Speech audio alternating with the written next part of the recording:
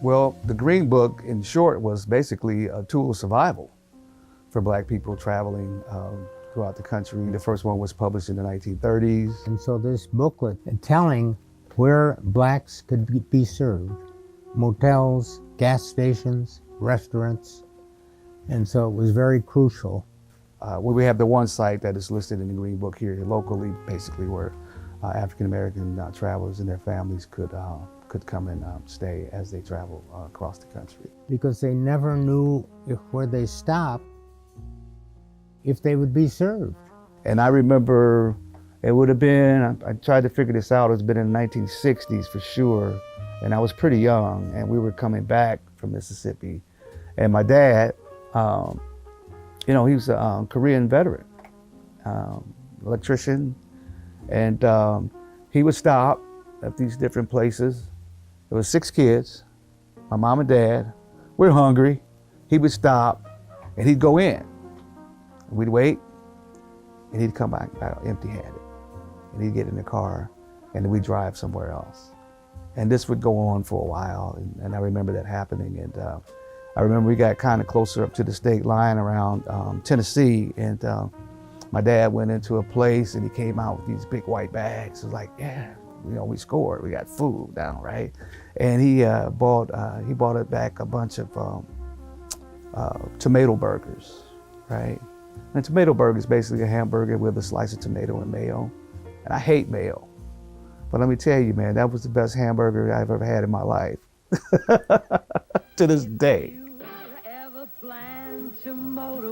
Bloomington Normal is conveniently located roughly halfway between St. Louis and Chicago. So travelers in the early automobile era would need a place to stay in Bloomington Normal. And beginning in the 19-teens at least, if not a little bit earlier, there were few, if any, hotels or motels in Bloomington Normal that would accept Black stays. This story is important because it's been underreported for years. The promises made to Black residents in Bloomington Normal in the 19th century and how that racial climate took a turn for the worse in the 20th century. We like to use the term Jim Crow comes to central Illinois. And I think everywhere people don't know about it. When I've asked people, did we ever have racial segregation here? No, not that I've ever heard of, they would say. Or, no, too far north.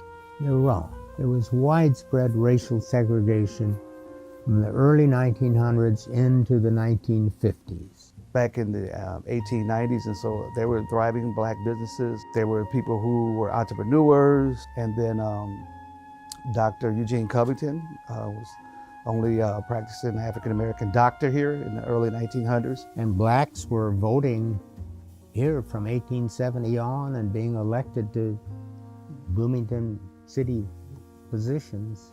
And so all that starts to end in the 1890s. That's the period when things really started to get bad. And then there's a letter in the Pantograph in 1900 from a young Black man saying, why is this discrimination increasing? Why is there this discrimination against us? And in 1908, the Bloomington Park Board ordered that Blacks and whites would no longer swim together at Miller Park Lake.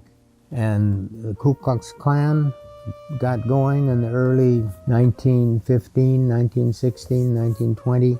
And that was in Peoria and all communities around here. There were Klan rallies and Klan meetings. That's when things were, when Bloomington's restaurants quit serving Blacks, hotels. I think every community has a way of burying the things they are ashamed of. We're very fortunate in Bloomington Normal and the wider McLean County area to have the Bloomington Normal Black History Project collection. It's one of the finest primary and secondary source collections related to a Black community that you're going to find in a small Midwestern city. Dr. Mildred Pratt, in her School of Social Work for ISU, she sent some students out to do interviews, and their interest was really in home remedies So they start talking to people in the community, around this community and also in the Peoria area. And they just learned of all of these rich stories, talking to elderly people.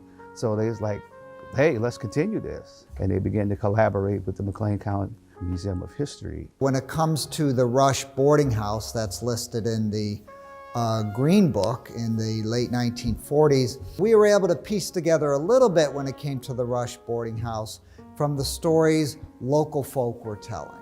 This interview, which dates to 1985, of a married couple. They are offering a wonderful window into the Black experience, including a recollection on the Rush boarding house. The fact that it was more than just a boarding house.